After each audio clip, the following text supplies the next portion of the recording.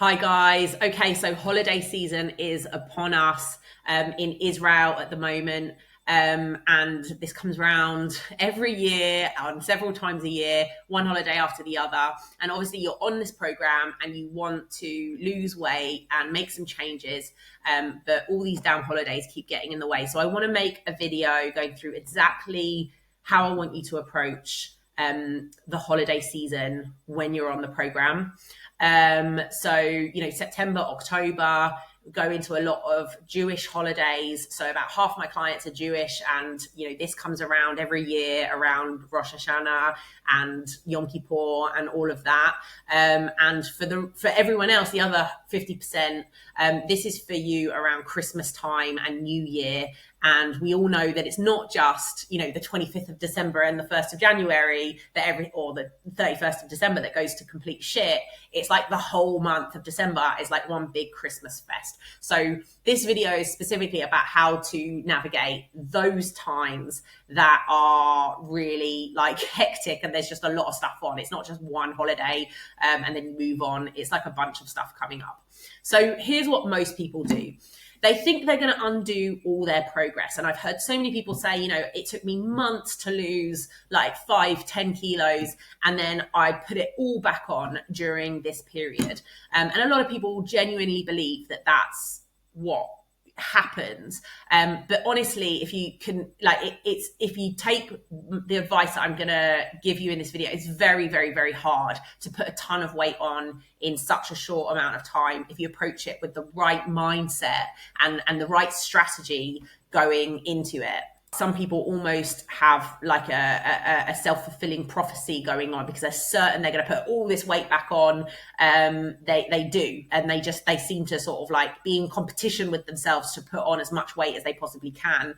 And that's a bit silly. There is a way of going about the holidays and at the very least, just not gaining weight. Most people think they're going to undo all their progress. They go absolutely bonkers. They get fuckititis and they overeat every meal and every day. They also then fear the scale after, so they let it go on for weeks and months before they decide to do something about it, often putting on a few more kilos in the process and then being like, getting to kind of like their critical mass where they're like, oh God, now I hate myself so much. Now I'm going to do something about it. So what we want to start doing is nipping things in the bud before it gets to that sort of place. So what should you do instead? I've got a number of things that I'm going to go through with you one by one in this little presentation. Don't get in for a penny, in for a pound syndrome, otherwise known as fuckititis. One meal does not mean the whole day is a write-off. And one day does not mean the whole week is a write-off, okay? So we're going to get out of that all or nothing thinking around if I'm going to overeat in the evening, I might as well just, have the whole day be a binge fest. We want to get back on track in between meals and celebrations. If you've got a lot of celebrations in a short space of time, there are still often days and meals that aren't a celebration. So you can eat sensibly instead of eating like an arsehole on those occasions as well as the celebrations. You're going to learn how to get back on track the next day rather than waiting for weeks or months. Do not try to compensate. Don't lose shit over the scale. You probably will gain some weight at some point during these periods, but weight gain does not necessarily mean fat gain.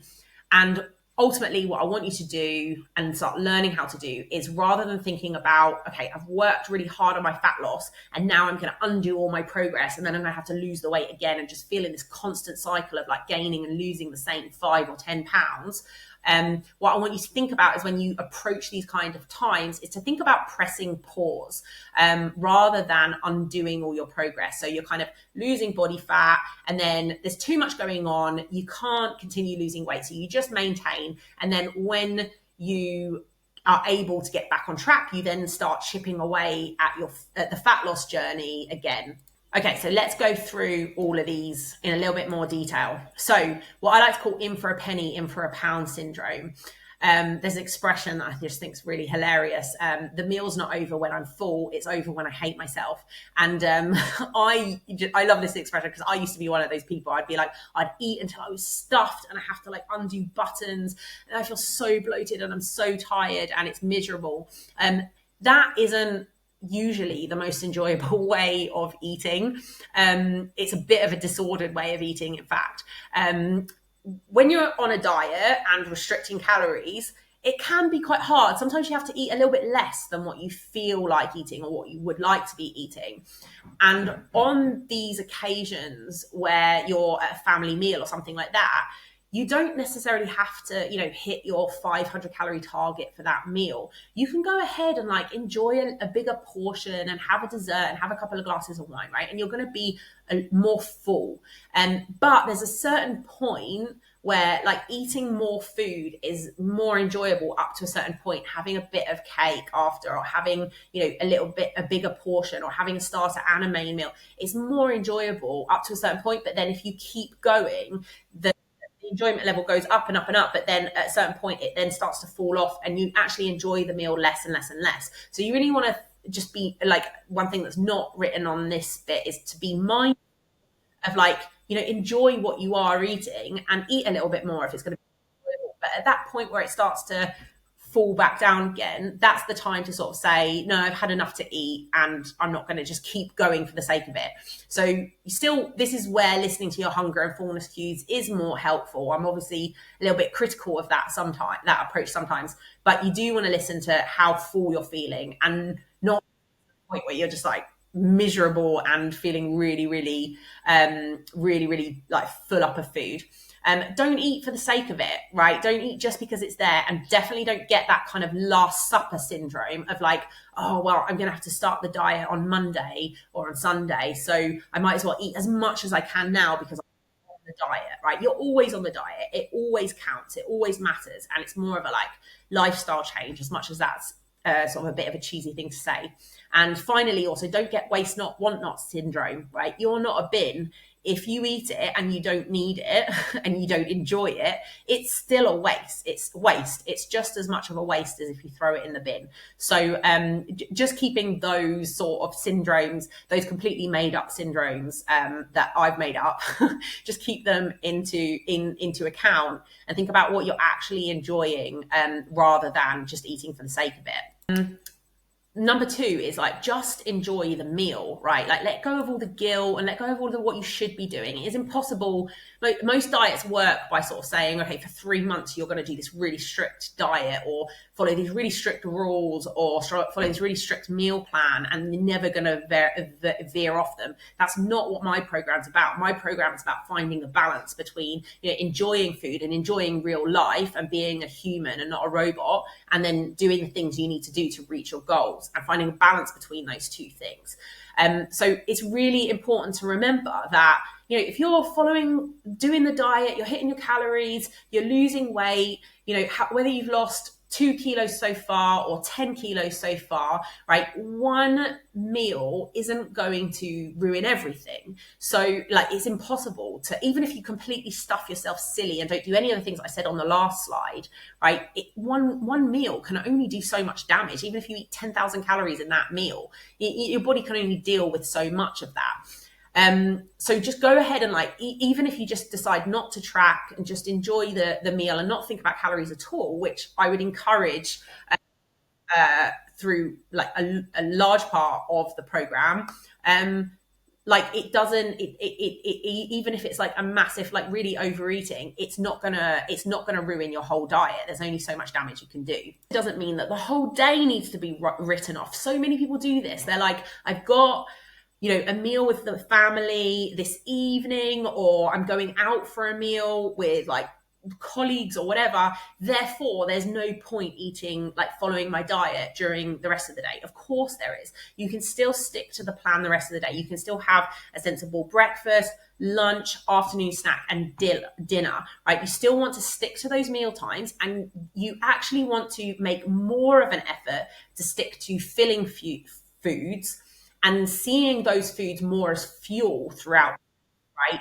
Because if you also overeat during that day, you're going to increase the number of calories that you get in throughout that 24-hour period massively. So if you are going to have some fun food, remember the 80-20 rule, right? So if you are going to have some fun food in the evening, you're going to eat a little bit more, you're going to eat fattier food, you're going to have a dessert, like, then you want to be more on top of making sure that you're eating filling foods during the day and not having fun foods during that day, because you can't have your cake and eat it. You can't eat fun foods all the time and lose weight. So you want to focus on really filling, nutrient dense foods that are going to give you the biggest bang for your buck for your calories throughout the day. And then you go into your evening meal already like being as full as you possibly can be and as satisfied as you can be from those calories. And you're less likely to overeat, and you're going to reduce the number of calories you take in the overall 24-hour period. You also don't want to have things like, sometimes I see people trying to undereat before that meal. And if you do that, if you try to just eat as little as possible and save all your calories for the evening, you're going to go into that evening meal being absolutely starving, and then you're going to eat way more than you would have eaten if you'd just gone into it being sort of comfortably a little bit hungry. And remember, the hungrier you are, so if you're like a 10 or 11 out of 10 in terms of hunger, you can't control yourself around food, and that's when you'll overeat and then you'll feel really shit after. Sometimes see people doing on the program is then having meals like, I don't know, having a few walnuts and 2 dates, and sort of, having this 350 calorie meal at lunchtime, thinking, oh, this is keeping my calories low. But the problem is those are very calorie dense foods, and you're not going to be full from those foods. So you're much better off having like cottage cheese and bread and some vegetables, right? Even though that's very plain food, you're much better off having something like that that's very filling at lunchtime for the same number of calories. Because then you're not going to go into your evening so starving. Okay, so that all of that can be a bit counterintuitive, but that's going to set you up much better for that evening meal. It's lunch, right? So you can just have your normal breakfast, go and enjoy your lunch. Maybe you have quite a big lunch, so you don't really need that afternoon snack, and then have dinner before you go to bed. Maybe you still have your afternoon snack anyway, whatever, but still keeping the other 3 meals as sensible meals. Rather than, just the whole day being a write-off. Okay, so to track or not to track, should you track your calories through the holiday season? So when you approach a meal, right? So there's a holiday meal coming up. When you approach that meal, you ultimately have 3 choices, right? You can either track your calories and stick to your target. You can track and go over your calories. So, just out of interest, track, even though you're eating 1,500 calories in a meal, just to see what's in it. Or you can, and to see your weekly average, like to include that in your weekly intake of food, because that's what matters overall. Or you can decide not to track, just enjoy yourself, enjoy the meal, eat more than you would normally eat, and then just move on. Okay. Like, just get over it, move on. Don't have all the self-flagellation and guilt tripping. Just like move on from it. Like, this is a very normal human thing to do. There's nothing wrong with you that you can't like be on a diet when you're celebrating with friends and family. It's perfectly normal, and it doesn't need to get in the way of your results. Here is that, like, people will ask me, what should I do on this holiday meal? Holidays, and I always give you those 3 options, right? You're a grown-up, you can decide what to do. I don't need to dictate to you that you must do it this way. And also, the way that you approach it might be different when you're in different places on your journey. If you're really desperate to lose weight and you've just got started on the program and you've got like 30 kilos to lose and you just really want to get some pounds off, you might decide to be really on point and your motivation is really high, stick to your calories today. But like in 6 months' time or in a year, when it comes up again, you decide to go for a different option because now you've lost 20 kilos and you don't feel like you need to be as on track as you. So there is no right or wrong answer. The main point is to make a decision, and you're an adult. You have to decide what sacrifices you want to make, what you want to do, because there's a sacrifice either way. There's no solutions, there's only trade-offs, and just take responsibility for the decision that you make, whichever way it is, because you can't have your cake and eat it. You can't eat whatever you want for a month and then complain that you haven't got the results, right? You can't get mad about the results you didn't get from the work you didn't do, right? So if you go into it saying, I'm just going to enjoy myself, then you have to be okay with like the weight maybe being up, having a fluctuation the following morning. That's okay. It's all good. I'm just going to carry on. Don't lose your shit. Don't do all the self-flagellation stuff. Just move on from it. But I will say it can be really educational to track on these occasions. It doesn't mean every single time. It doesn't mean for the rest of your life, but just while you are on the program and you're doing this process and you're learning about what's in the food you eat and how much you eat and all of that stuff, it can be really educational to just like track this time or for a few times to see. And what normally happens when people do that, the feedback I normally get is, oh, it was nowhere near as bad as I thought it was going to be. I thought it was going to be like 5,000 calories and it was only like 1,000 calories. And honestly, like eating 1,000 calories is not very hard in one sitting, like especially if there's some very calorie dense foods. So I think that can actually be a really empowering thing instead of your mind. We talk about CBT and addressing your automatic thoughts around things, but instead of your mind sort of going a bit haywire and being like, oh my God, I must have eaten like 10,000 calories. It's much better to just know the truth, and it's normally not that bad. Same logic here. One day does not mean 1 week, right? Even if the whole day if you spend a whole day of eating and drinking, let's say it's Christmas Day, and you're just like, whatever, I'm going to eat chocolate for breakfast. I'm going to just pig out for like the whole day. The rest of the week can just be normal, right? It doesn't have to, if it's your birthday and you just want to be, my last birthday, I ate like half a cheesecake to myself just because I felt like it. And it's okay to do those things occasionally and then just carry on. Obviously a binge has like, sometimes it can feel like, is that a binge? But I think a binge often has like a sense of like loss of control with it. And it's for emotional reasons rather than just being like, a rational decision. I'm just going to enjoy, this 5,000 calorie cheesecake and just like move on with my life because like I can. So it is fine to like have a whole day off. It is fine to overeat for a whole day, but the rest of the week can be normal, right? It doesn't mean your whole week has to go off. And extending that out, right? If you have 4 meals a day, that means it's 28. You have 28 meals a week. And that means you have around 112 meals a month. So like when you look at the whole week or the whole month, like, even if you have 4 meals across the week, like there are still another 24 meals where you can eat sensibly and be on track. Even if you have 10 events across all of December or across all of like October now, that doesn't necessarily need to ruin your progress because there's 112 meals in that month and you might only have 10 meals where you're overeating. So it's really important to keep it in perspective in that way. That isn't on here is I often talk about focusing on the weekly deficit or the monthly deficit. So if you need 2,000 calories a day, that's 14,000 calories a week. And you need to actually be in like a 3,000 calorie deficit across the course of a week. So you need to eat about 11,000 calories or 12,000 calories instead of 14,000 calories, which is your maintenance.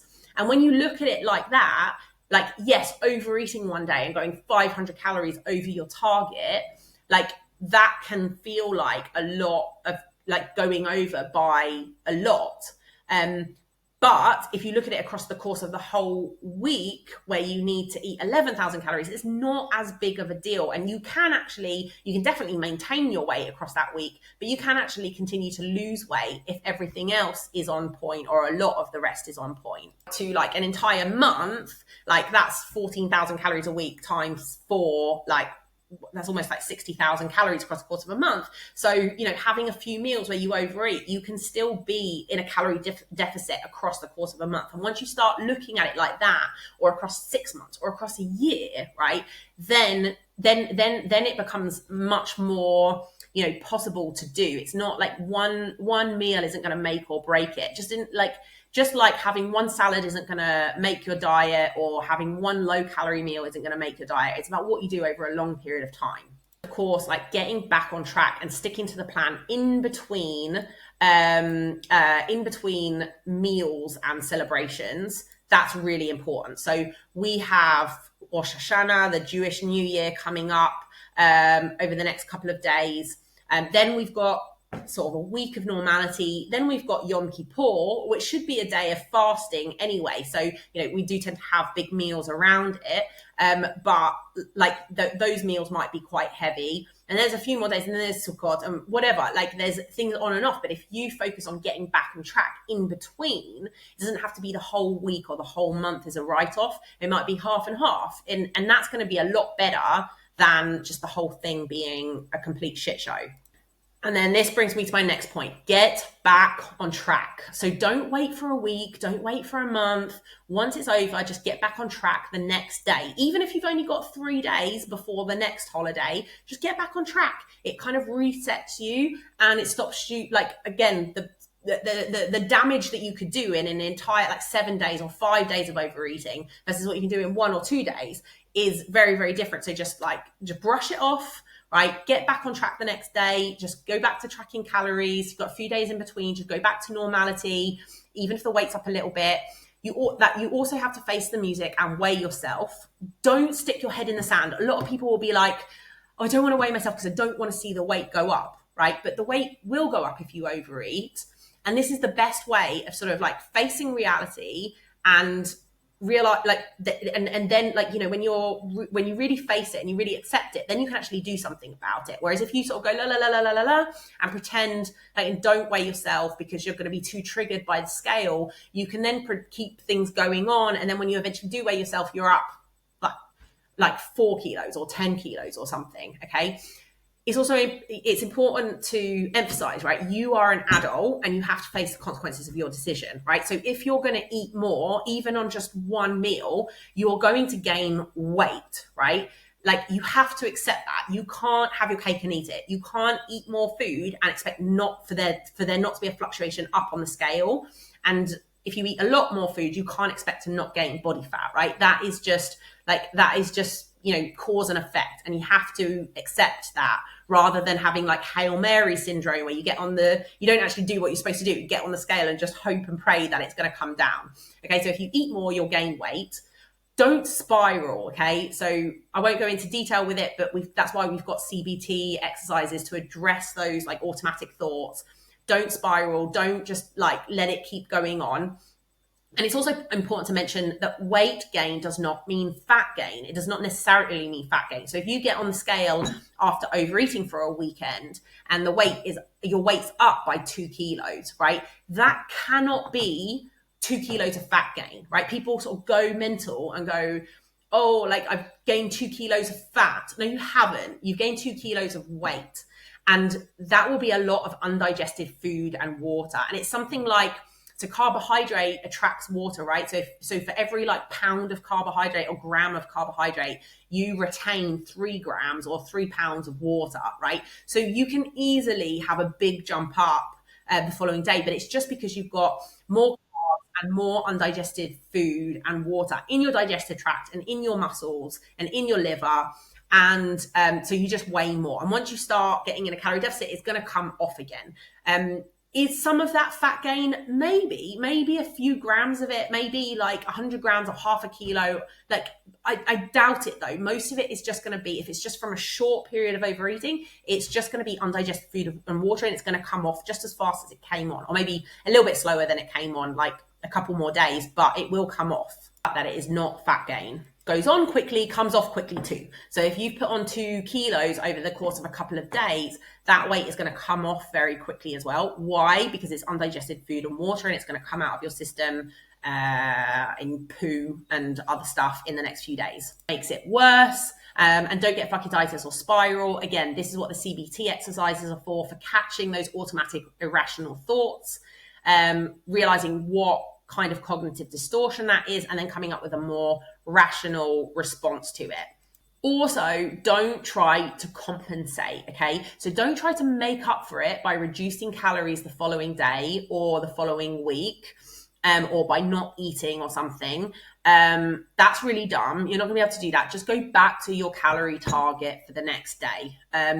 Trying to compensate by not eating the next day can lead you into a binge restrict cycle. And a lot of people think that when they are in a binge restrict cycle, they think that the restricting part is really good, but the binge part is the bit that they've got to get rid of. So they continue restricting themselves and then wonder why they keep on binging. And you have to get to a certain point where you actually stop the really heavy restriction as well. And then the binges stop happening, because the binges happen because of the restriction. So when the pendulum swings too far one way, it's going to swing back the other way as well. So you've got to stop doing the restricting bit, and then the binges will just stop on their own. With that, one caveat, I will say it is okay to eat fewer calories the next day or skip breakfast or something if you're genuinely not hungry, right? If you're genuinely not hungry, it's okay. You're not going to die if you miss breakfast. Some people make out and say that skipping breakfast is the worst thing in the world. You're going to be okay, right? So if I have a massive meal one evening, I often wake up and I'm just not hungry. I have my coffee and I won't get hungry until like midday. That's totally fine if you're genuinely not hungry, okay? But it's also the reason why that sometimes happens is overeating drives up our fullness hormone, leptin, and it suppresses the hunger hormone ghrelin. Okay, so when you eat more, your hunger is more suppressed, and then when you eat less and you're in a calorie deficit, your hunger is actually increases. Okay. If you do overeat one night and you find that you're just not hungry and you actually still feel really full and you don't fancy eating anything in the morning, it's totally fine to not have breakfast. But there's a subtle difference, right? The devil's in the details. This is the difference between actually listening to your body and being like, I'm really not hungry and I really don't want to eat anything because I ate so much last night. That's okay. But if you're actually hungry and then you're like, I can't eat because I overate last night, and then you just try to ride out hunger, eventually that hunger is going to get so big that you're just gonna end up binging again. So again, I want to bring you back to that idea of pressing pause. Okay, so you're losing body fat, you're in your normal boring routine, you press pause. Okay, you're not just undoing everything, you're pressing pause. You then might coast along a little bit, stick at maintenance for a few days, a week, a few weeks, whatever is going on in your life, right? You just coast along, and then as soon as it's over, even if it's just a couple of days, you then get back on track and you carry on going and carry on your fat loss journey until the next thing gets in the way. And then you just coast for a little bit and maintain, and then you lose weight. And if you do that, when you do eventually get to maintenance, once you reach your goal weight, maintenance is going to feel really easy because it's nowhere near as hard as losing body fat. It is just important to remember as well that it is usually not as bad as you think. Sometimes what you think has happened, and you think you've had 10,000 calories, you then spiral because of that. And then you end up overeating and eating even more and self-sabotaging and punishing yourself by eating more when it really wasn't that bad in the first place. And if you just learn to let it go and move on, you'll be fine. Another point here is if you can, do your workouts. So don't get total fuckititis. A lot of people go, oh, if I'm overeating, there's no point doing my workouts. But you might as well just show up and do your scheduled workouts. Like there's no reason to not continue progressing in the gym and getting stronger and building muscle mass. In fact, sometimes you have an even better workout because you've eaten a bit more. So you've got a bit more fuel for the workout. Some of those calories are going to get shunted towards muscle building. Some of those calories are going to get burnt for energy. It's important, again, the devil's in the details. Don't go and do a really grueling cardio session because you want to burn it off. That's not what I'm telling you to do, and that's not a good idea, and it's not a good mindset to be in. But just show up and do your scheduled workouts. Don't throw the baby out with the bath water and say there's no point in my workouts because I've been overeating. Like that's silly, right? Like that's the kind of CBT stuff we want to be picking up. That's an irrational thought. It makes way more sense. In fact, there's even more reason to do your scheduled workouts if you are overeating. The kids at home and you can't get your workouts in, like it's okay. You're going to be okay. But if you can get those workouts in, go ahead and do them. Okay, so my big overall message here is that it's not about what you do on special occasions, okay? Your weight is a reflection of what you do over the course of a year or over many years or even over many decades, okay? And not what you do on one specific special occasion or all of the special occasions. But what you do in the boring everyday normal bits of life, like the 300 days where there's nothing going on in the year, okay? So it's really important to remember that this one meal or these several meals are not going to make or break your diet. You have to look at the bigger picture always. And we're trying to establish habits that are going to help you, maintain your weight, lose weight, be a healthy weight over the course of a lifetime, not just, something that's really restrictive now and then you're just going to yo-yo back up and do a really, really strict diet right now. But you cannot simply never overeat and enjoy special occasions, right? People who sort of make out as though they're perfect 365 days a year, I don't think that should be the goal. I think you should be able to go and enjoy those special occasions. Food is more than fuel. We use it for like connection, for celebration, and it is important and like it's important to use food in that way as well, to enjoy like the tradition side of it and to enjoy the heritage side of it. The goal isn't to just have this perfect diet 365 days a year. It's to learn how to balance these special occasions where you do eat and drink too much, and balance them with the rest of your normal boring life. And often, again, my big message is that often in these meals and these sort of holidays and stuff, you don't actually do that much damage. But because you spiral, then you make things 100 times worse, and then you actually do damage, right? And if you can just learn how to, have fun and go and eat like an asshole if you want to, but then not spiral and just get back on track, all of your problems will be solved. So this program is designed to help you do that, right? It's not a sort of get shredded in 6 weeks kind of program and stick to the diet. It's about having a healthy lifestyle, and it's about setting yourself up to be able to go and enjoy food and enjoy these things and not completely spiral and not be overweight, be the weight that you want to be, but balancing, what you need to do to reach your goals with sometimes having some fun with it. So with that, I don't expect you to just stick to the diet, to the letter throughout the holiday periods. Often people come back to me in their check-ins sort of being very apologetic and feeling really bad about the fact that they overate and that they need to explain themselves. And that's not what this program is about. I want you to go away and enjoy yourself. And I want to, hopefully, with all this information, it just help reduce the stress of it for you and help you see the bigger picture, and help you just get back on track, no matter what happens.